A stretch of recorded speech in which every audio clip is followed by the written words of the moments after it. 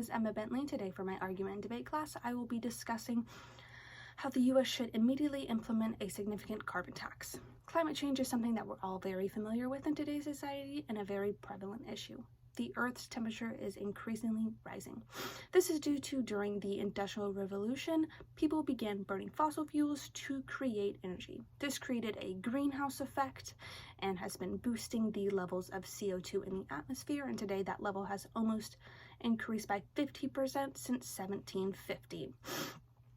And since 1880, the temperature has been increasing by 0.14 degrees Fahrenheit every decade, and since 1981 that has almost doubled. Sea levels have risen 6 to 8 inches in the last 100 years, and wildlife is going extinct. And roughly 8% of wildlife extinction is due solely to climate change. For example, polar bears and the solar ice caps, stuff like that.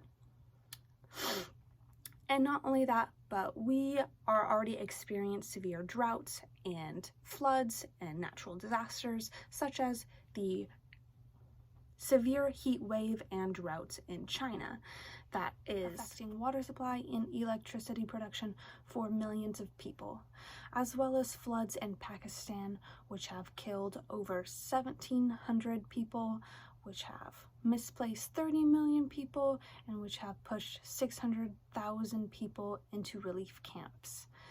Now you may be saying, well, I personally can't afford, a carbon tax, like that's too much money. But in the greater scheme of things, for example, you'd be paying 36 cents more for gasoline than you are paying now. And some people say, well, that's not worth it to me, but in the long run, it should be, because scientists have only given us until 2050 to fix this problem before we have so many worldwide disasters such as heat waves, droughts, floods, superstorms, loss of agriculture, and eventually mass species extinction. One of those species including humans.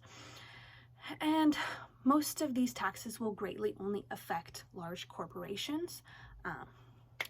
And hopefully these taxes will encourage or push not only consumers but corporations to look for more energy efficient solutions and options to pursue. And these taxes will fund the US government to provide those solar panels and wind power for other daily aspects of life, eventually pushing for the US to be very much energy efficient altogether. It is also important to recognize that the US is the second largest CO2 emitter in the world, country-wise, and by the US stepping forward and helping climate change in this way, we can prevent all of those natural disasters from occurring throughout the world, and hopefully that will also encourage everyone in America and worldwide to pursue other ways to help climate change, such as restoring forests and wildlife and switching to more energy efficient ways overall. And while these issues don't typically affect your day-to-day life and you don't notice them until they actually happen to you, like a drought or a flood, they are still very prevalent issues that we should be focused on, because eventually they will be our reality. And scientists and activists are chaining themselves up outside of public offices, setting themselves on fire and destroying artwork in galleries. And I think that this really goes to show how serious people who are truly educated on these topics want us as Americans and as people to really focus and know about the dangers of climate change and how it's affecting our Earth, and not just animals and the environment, but also us. And that is so important to know that 2050 is only 30 years away. I will still be alive, my children will still be alive, and it's going to affect us. And just because it's not affecting us currently doesn't mean it's not going to.